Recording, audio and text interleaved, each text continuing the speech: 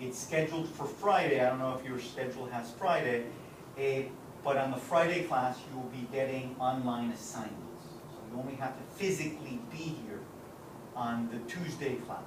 Okay? If you've missed anything, and you just came here, if you missed anything, I teach the same course in the evening on Tuesdays and Thursdays, and that's a show-up class.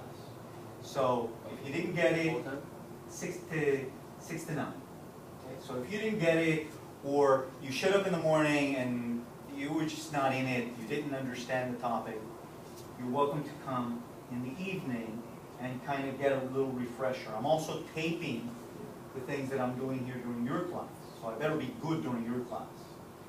And I'm putting it on the internet so that if you need a refresher or to prepare for exams, you can listen to the portion of the lecture that you didn't get.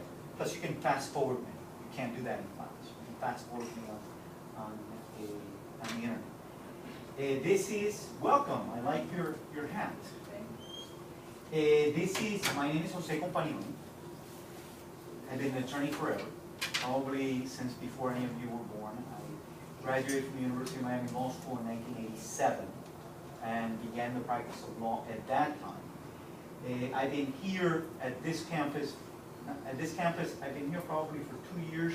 With the college, I've been with them for 13 years. I am, with regards to the department, probably one of the longest serving of the adjunct instructors. I'm adjunct, I'm not on the faculty full time. This is my first, as I said earlier, my first morning class. The portion that is going to be internet based, you're going to be able to access it through course sites. Course sites is an offshoot of Blackboard, and I know that you're familiar with Blackboard, okay? And it works the same way. The only difference is the course sites is independent. You don't go through distant learning. You go through and you request access. And when I was creating portions of the class yesterday, they told me, you know, this is the site location, and this is the course location. Okay? You ask for access. On course site, what I am going to include is this. I'm going to include PowerPoints. I'm going to include your assignments for Friday. Your assignments are going to be a mixture of quiz-based on the chapter that we've just done, and it's going to be question-based on the chapter that you've read. So it's very important that you do have the book. The book is something that we're going to be working off of, especially on the second day.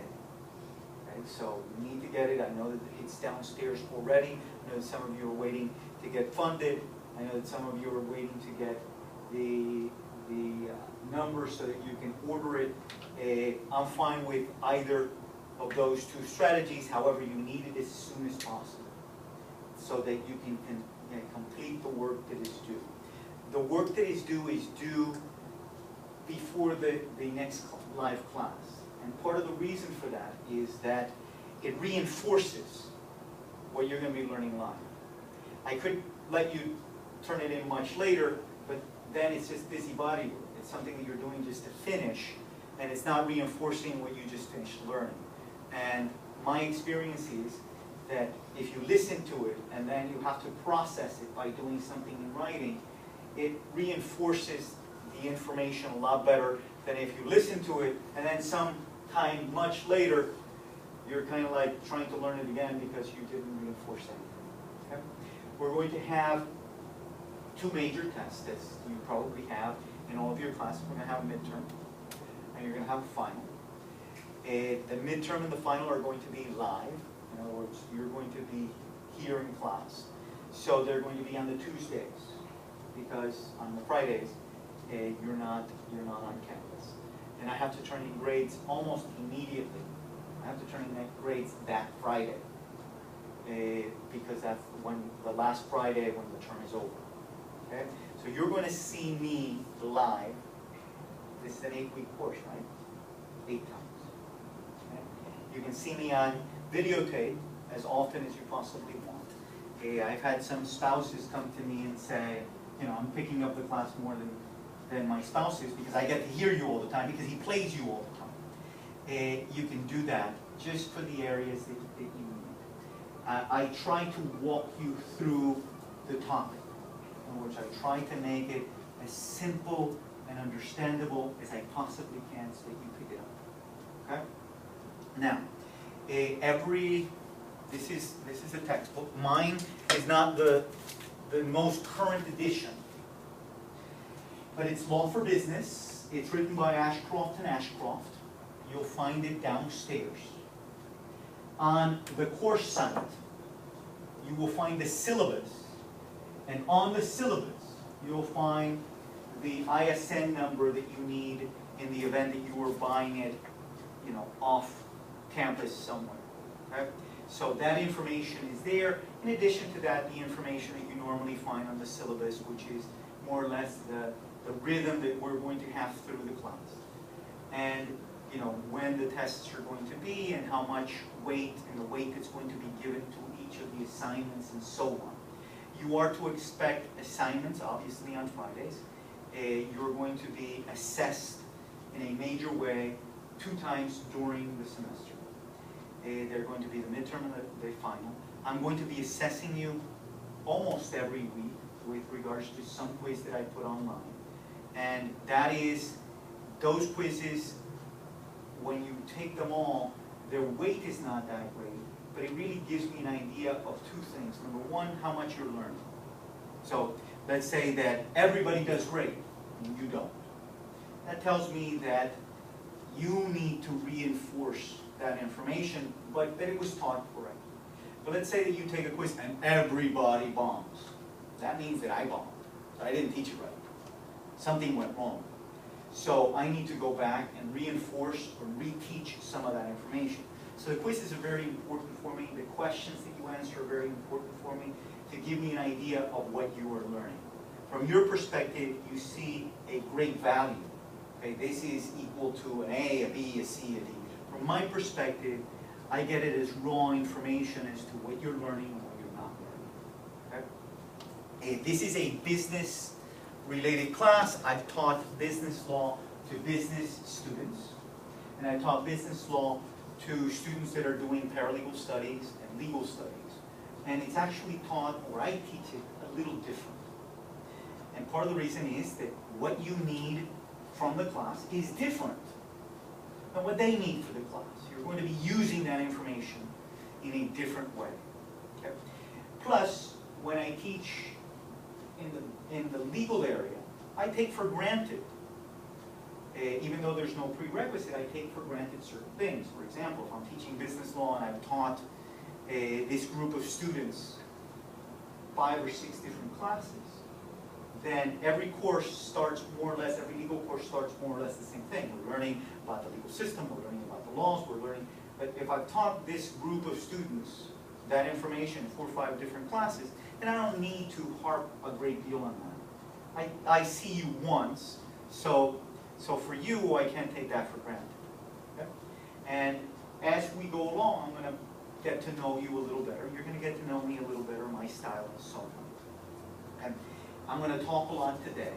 I apologize if I bore you. I'm going to talk a lot today because it's our first class and we're getting to know each other. But as we go along, there'll be a lot more activity-based during class so that you are processing the information. So I'll give you a concept, or I'll send you off to find a concept, and we'll come back and we'll discuss it, and we'll play around with it, and so on. There will be a project during the class, a written project. As you know, in each of your classes, there's always going to be a written project. It's part of the curriculum. It's not something that we instructors do just to make your life more difficult. But it's actually, when you get past it, it's actually a good thing. Because it gets you writing and thinking and processing linearly on a given topic, not just for a soundbite. It forces you to kind of think through diverse problems, and hopefully the project that I will give you is a project that will be something that will tax different levels of what you've learned in this class and different levels of the things that you already know. I know I have some accounting majors. What other business majors do I have? What are you? Accounting. Accounting, Administration. business administration, accounting, administration, and business administration. Okay, so far we have a good division. This class is huge as far as the population of the people that are supposed to be here. So as I started with 3 of you and now I have 5, we're going to be growing as, hopefully we're going to be growing as the course goes on. As I said to you, the first topic, I'm going to cover 2 chapters today. And we're going to be able to talk about it. But in order to talk about the chapters, I need to get some feedback from you. So what do you know about the court system? What do you know about the laws in the United States? What do you know about the laws? I don't like them. You don't like them. Okay. There's a lot of things that I don't like, but doesn't mean that I can't deal with it. I used to say when I had little kids, I don't have little kids anymore, but I used to say when I had little kids, you may not like it, but it's good for you. You've heard that? Okay, so tell me what you know about the legal system in the United States. How it works. Okay, how does it work? I don't know how to explain it, but Well, start at the beginning. We have time. We have time. due process. Okay, what is due process? I don't know how to explain that. It's your rights as you know, when you get arrested, the judge and how he sentences you, like stuff like that. I know that part. That's all I know. I'm not into. You're focused on the criminal side, which is Criminal. which is good. Where do you find due process, by the way? Due process, by the way, is a legal concept. In your normal conversations with your friends, you don't just throw out due process, right? So it's a legal concept that's out there. Where does it germinate? Where does it start? In the courts? Well, it's played out in the courts, you're right, but where is that concept grounded? Where do we find that you're entitled to due process? Okay, anybody? No? All right. We used to have a librarian, and I'm not on campus long enough, but I don't think he's with us any longer. I mean, on campus, he's probably alive somewhere. And he used to say that everything starts with the Constitution. So you find due process, or the concept of due process in the Constitution. Okay? And where in particular in the Constitution do you find the concept of due process, now that I've given you a clue?